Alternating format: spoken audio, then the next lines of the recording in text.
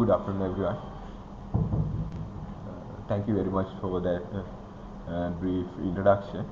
And I'm Hastu Disanayaka, one of Registrar in Obstetrics and Gynecology. I'm attached to Obstetrics and Gynecology Unit, District General Hospital, Matale. I'm doing this presentation on behalf of my consultant, Dr. Walisundara. Actually, today's topic is obesity in pregnancy. It is actually a very common problem, not only to the doctors who are working in obstetrics and gynecology units. It is a very common topic, very hot topic among day-to-day practice, not only related to us. It is very relevant to everyone in each and every field. There's a part in pregnancy and related to obesity.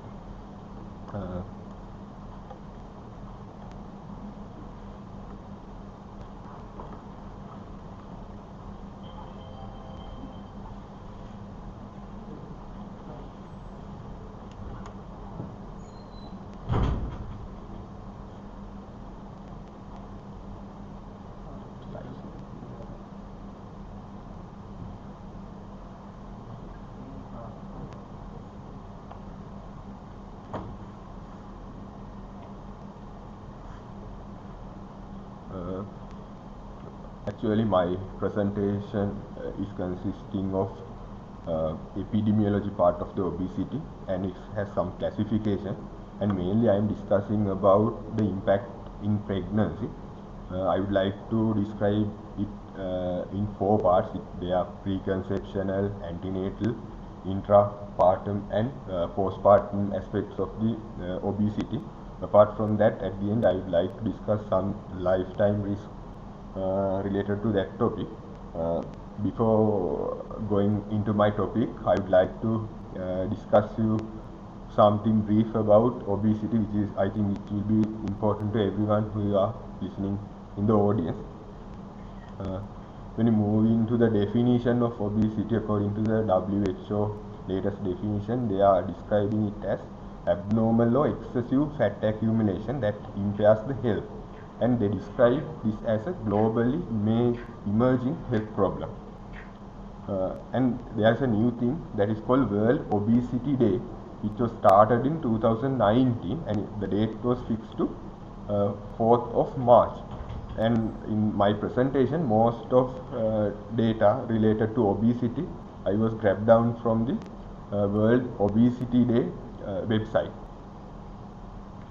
Actually, in latest guidelines and latest WHO reports, what they say is related to obesity is it is preventable and treatable condition.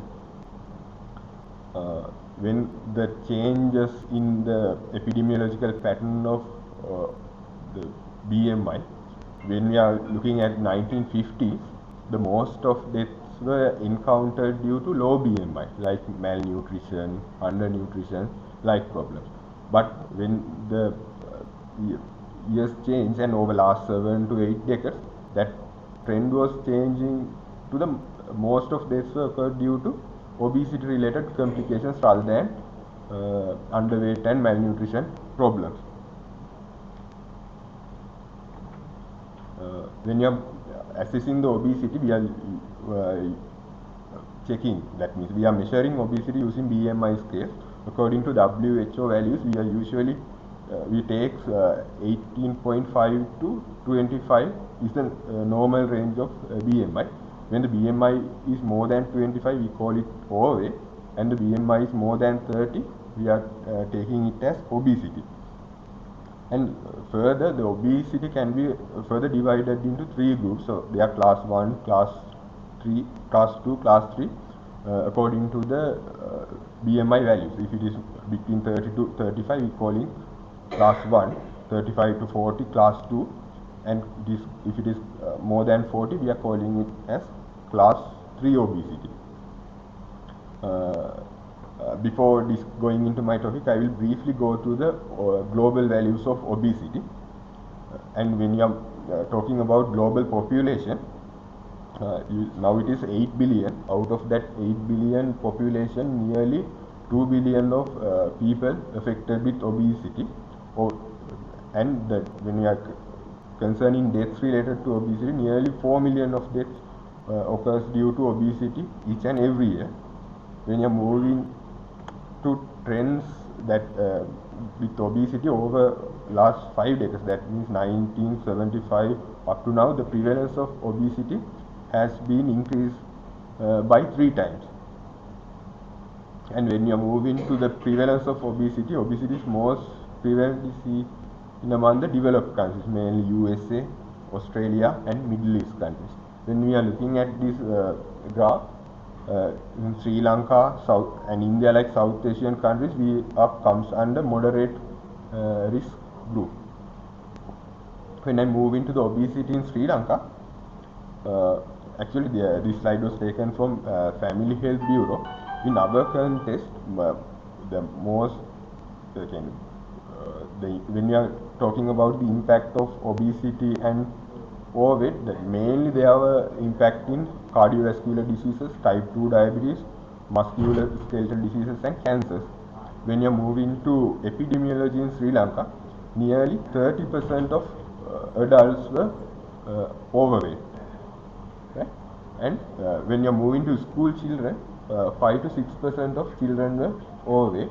When you move into male-female prevalence, 1 in 4 males were obese or overweight, and 1 in 3 females were obese and overweight.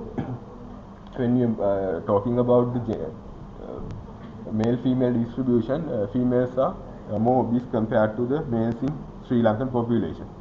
When you move into the BMI values in Sri Lanka, as I previously tell you that the normal range for BMI is 18.5 to 25, but in Sri Lanka we are taking 18.5 to 23 because we are somewhat low build compared to the European population, and from 23 to 25 group we are calling as high risk to overweight. If someone belong to this category, they need to be taken some intervention regarding their diet, exercise or whatever things depending on the availability. And when you move into the trends of obesity in Sri Lanka, over last 2 decades, the obesity has been rising by 3 times. In 1997, the prevalence of obesity was 2.8, and 2016 it was 7.3. And when you are discussing the obesity in reproductive females, we can see the trend was the obesity is more prevalent among the females in their latter part of reproductive cycles. But when we are talking about the pregnancy, and most of pregnant people are encountered between 20 to 40 age group, you can see there is 1/3 like prevalence of that people.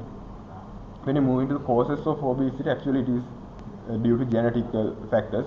As we are South Asian population, we have many genes related to polycystic ovarian syndrome and a lot of familial hypercholesterolemia, like multiple genes. Due to that genetic impact and our lifestyle factors, we are more prone to develop obesity, mainly lack of sleep, lack of physical activity, drug-induced and dietary patterns, and sedentary lifestyle. When you move into health risks associated with obesity and overweight, mainly obesity is linked to type 2 diabetes, hypertension, cardiac diseases, hypercholesterolemia, and gallbladder and liver diseases, joint diseases, cancers, and sleep apnea. These are the main medical concerns related to obesity, and there are a lot of programs in Sri Lanka to eliminate obesity and overweight in Sri Lanka. And this is a brief overview regarding obesity in non-pregnant population. I think it will be more important you to understand obesity in pregnancy before going into my proper topic.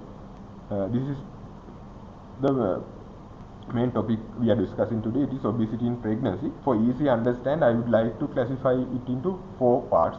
They are preconceptional, antenatal, intrapartum, and postpartum. When you move into preconceptional period, that means someone before getting conceived in period, the biggest concern related to obesity is subfertility. This can be occurred due to multiple factors.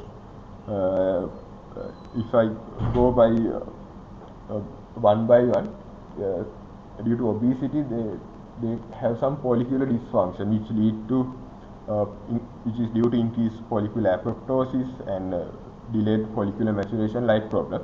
And these patients are having somewhat defective endometrial receptivity, which impairs their implantation process, and they are having some endocrine dysfunction, which lead to insulin resistance and hyperinsulinemia. Ultimately, it leads to infertility and reduced gonadotropin levels in females.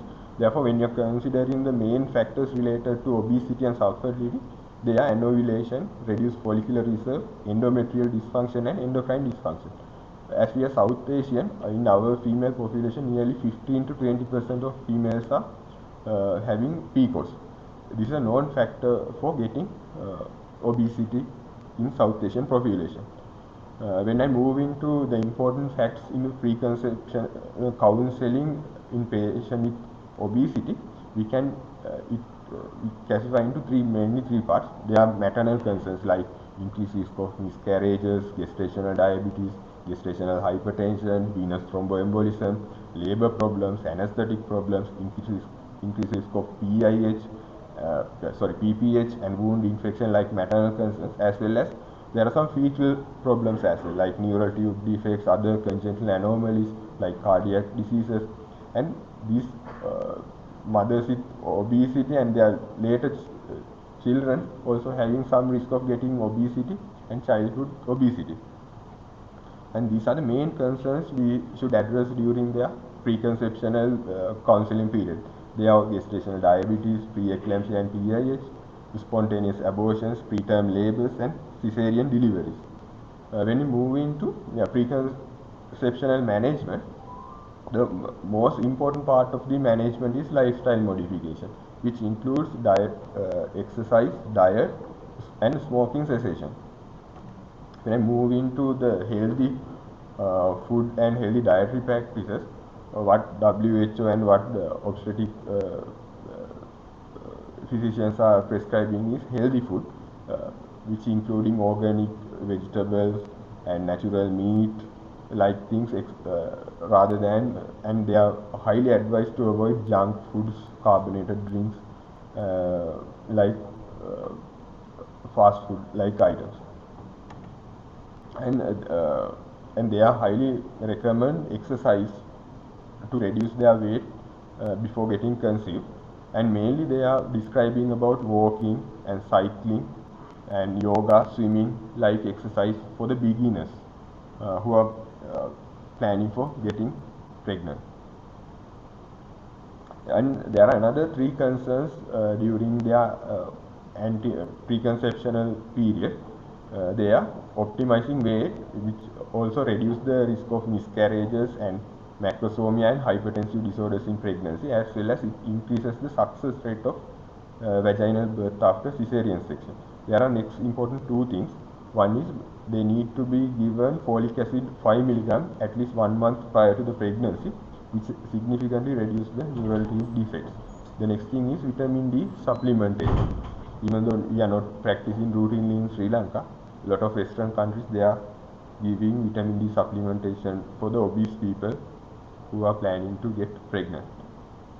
In our settings during preconceptional period, we can arrange some nutritionist referrals, and we can encourage the expecting mothers on regular exercise, and we can screen them for non-communicable diseases, mainly diabetes, hypertension, before they get pregnant, and we can arrange counseling sessions if they require.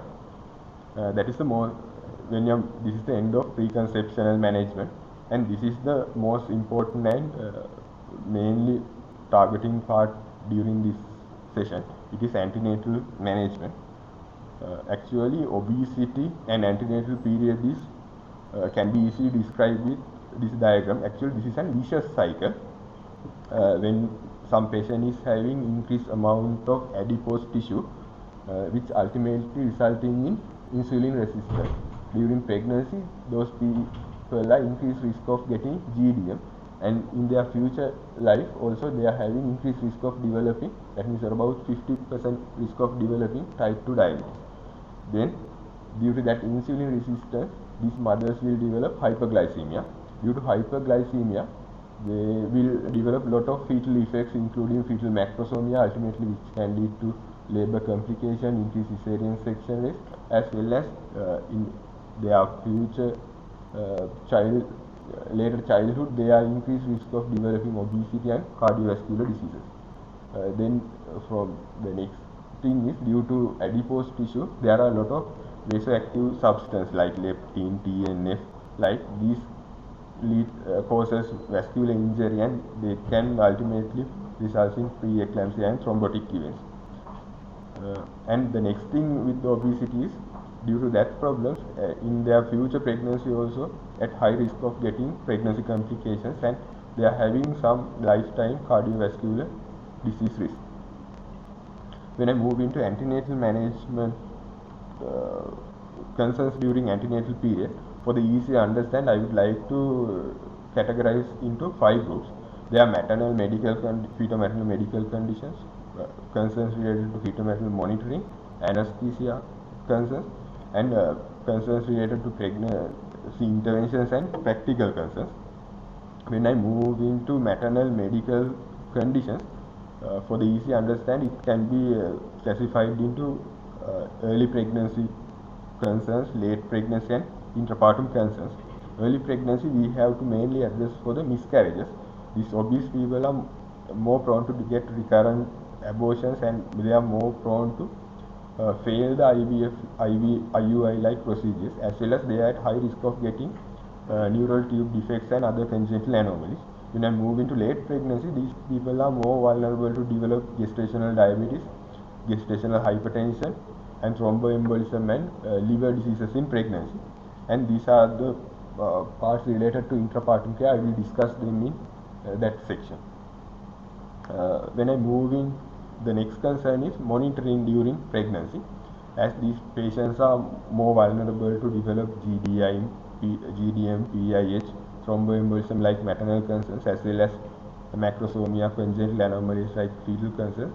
They require more frequent antenatal visits as well as more frequent monitoring compared to non-obese females.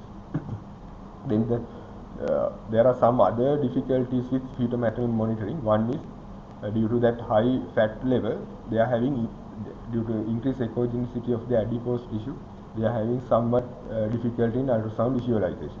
The next thing is difficulties in fetal monitoring and fetal surveillance. These people are very difficult to monitoring with CTG, and very difficult in external auscultation using Pinardo handheld Dopplers. The next problem is screening for chromosomal abnormalities. Due to that ultrasonic difficulty in ultrasonic visualization, they are having some difficulty in assessing their nuchal thickness and non-invasive pregnancy testing. The next main concern is concerns related to anesthesia.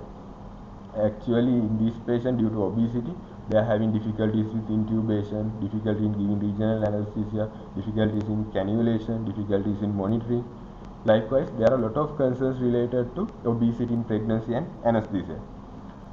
The next concern is difficulty in pregnancy intervention. Even though we are not practicing much in Sri Lanka, there are a lot of invasive pregnancy tests, including amniocentesis, chorionic villus sampling, podocentesis like procedures, and cervical cerclages, amnioreductions, fetoscopic procedures. Due to that obesity and increased amount of fat, very difficult to perform this form of pregnancy interventions due to their fat layer. Then the next important thing is the practical concerns. Due to their high body weight and their body build, they are very difficult to move from one place to another place. Right?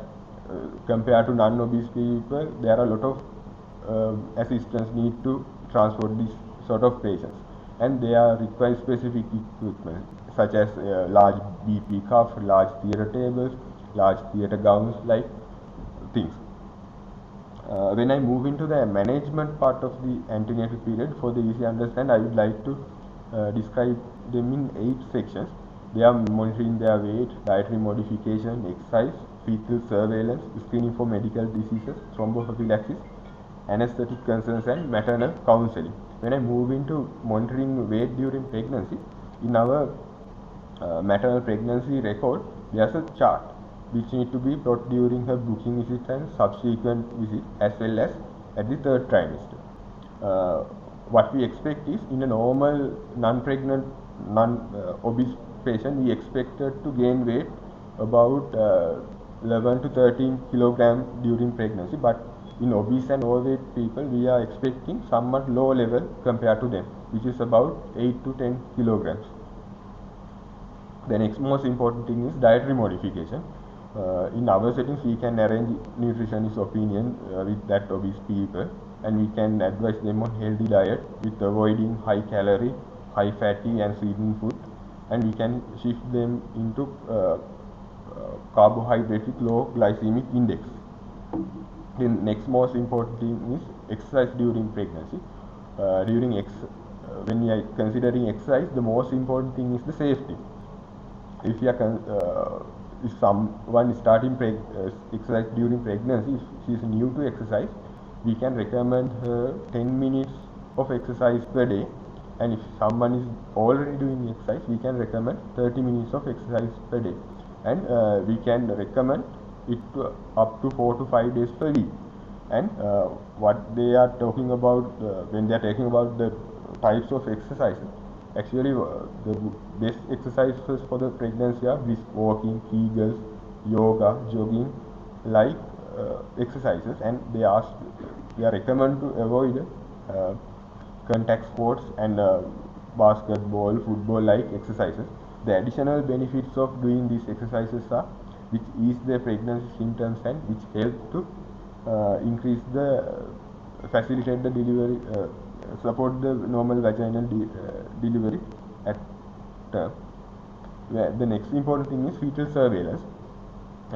As these obese people are more vulnerable to develop neural tube defects and cardiac defects, these mothers need to be screened for with fetal anomaly scan, which is usually done between 8 to 21 weeks.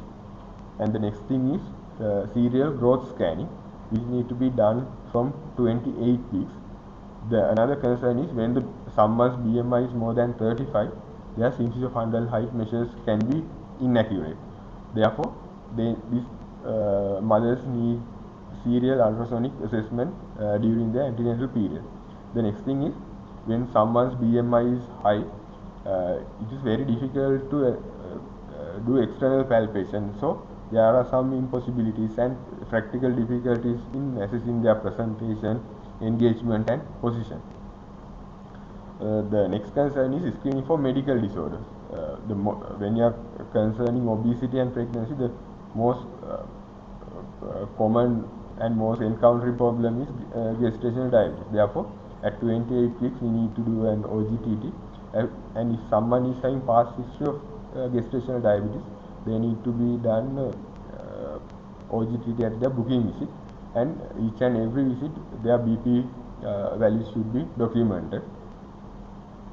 And the next concern is thromboprophylaxis, and we are considering obesity as some significant risk factors, but obesity alone is not an indication for starting thromboprophylaxis. If the patient is having other risk factors according to that given table, according to the number of risk factors, we can start them on antenatal thromboprophylaxis.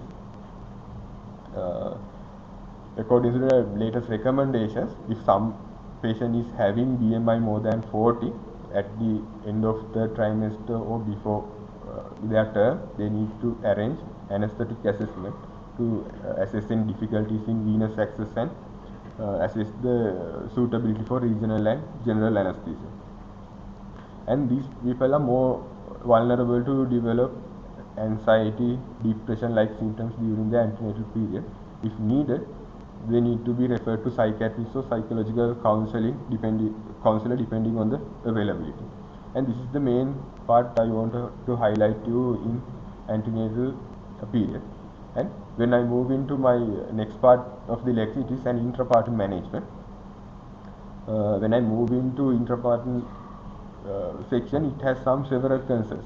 Mainly, these obese people are require increased level. They are at an increased risk of some actually they are having increased incidence of getting induction of labor and augmentation of labor compared to non-obese people, and they are at an increased risk of going into emergency cesarean sections during their intrapartum period.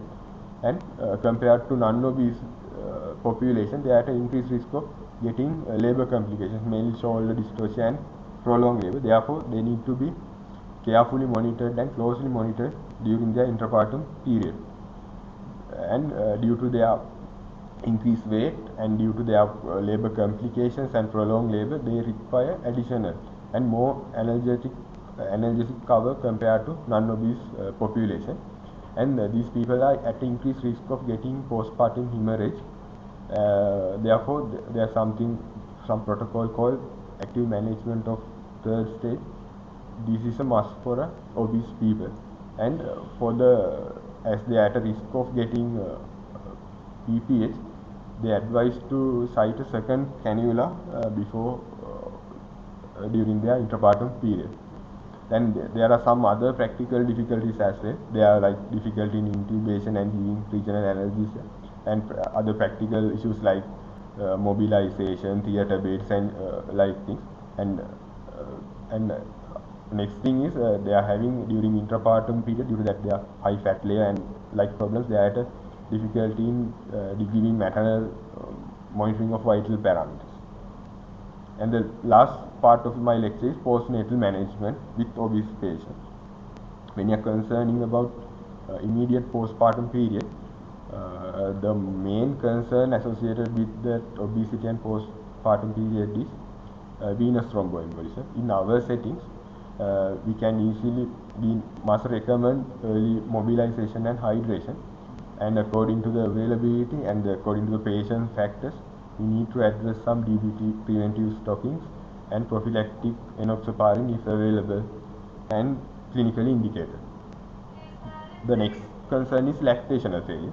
Due to their increased amount of breast tissues and large nipples and areola complexes, these mothers are having some problems with initiation and maintenance of their breastfeeding. So therefore, they need to be referred early to a lactational management unit if available. The next most important concern is postnatal contraception.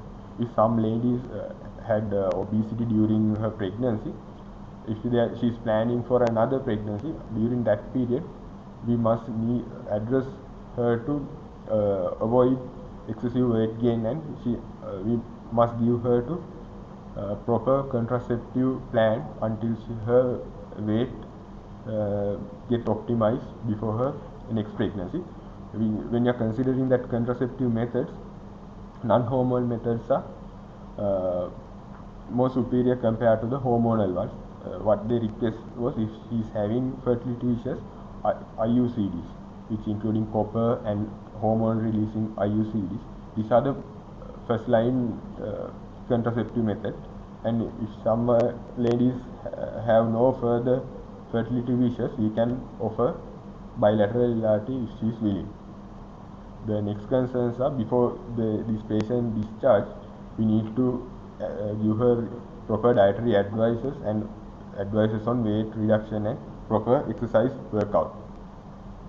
And there are some concerns regarding their wound infections. If their subcutaneous tissue is more than 2 centimeters, we need to give some prophylactic antibiotic at the time of the surgery, as well as we need to suture her subcutaneous tissue layer if the tissue layer is more than 1 inch. The next concern is, if the patient is having gestational diabetes, she need to be followed up 6 to 8 weeks after delivery, and these people are more vulnerable to develop postpartum depression and psychiatric morbidity. Therefore, if the patient is having low mood, anxiety-like symptoms, we need to refer them to early psychiatric opinion. And before discharge, these patients should be advised regarding they are at a risk of getting non-communicable diseases in their future life, mainly diabetes, hypertension, and dyslipidemia. And this is the end of my presentation. When I move for the completeness of this presentation, I add one slide regarding importance of obesity in gynecology practices. When you're moving to concerns with obesity and gynecology, there are some main concerns. One thing is gynecological cancers, mainly endometrial and breast cancers. These cancers are more prevalent in obese patients. So therefore, compared with routine screening, these patients need, that means obese patients need more frequent screening. The next thing is subfertility and infertility. As I discussed in preconceptional part, these patients need more intervention for their subfertility and infertility. Then third part is when you're talking about gynecology surgeries, they are having some practical and physical difficulties with performing gynecological surgeries and intervention, and these patients need to be offered suitable contraceptive and family planning to optimize their health. And this is the end of my presentation. Finally, thank you very much for the Martali Clinical Society for giving me this valuable opportunity, and to my consultants, Dr. Ajit Walisundara and Chandana Karunathilaka. Thank you very much, sir, for your kind support and providing me that valuable opportunity. Thank you. You are welcome to ask any questions.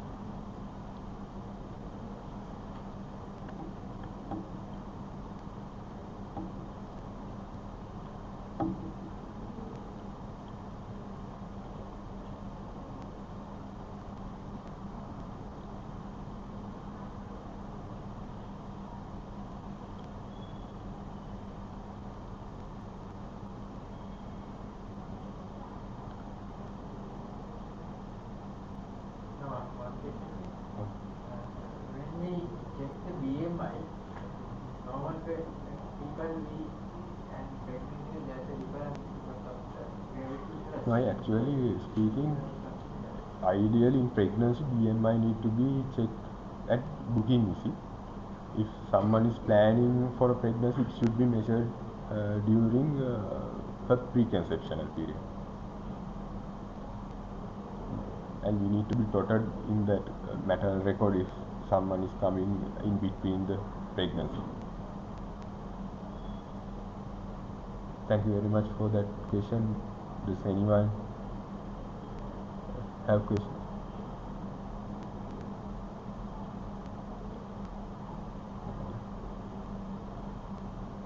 In absence of questions, may I conclude my session?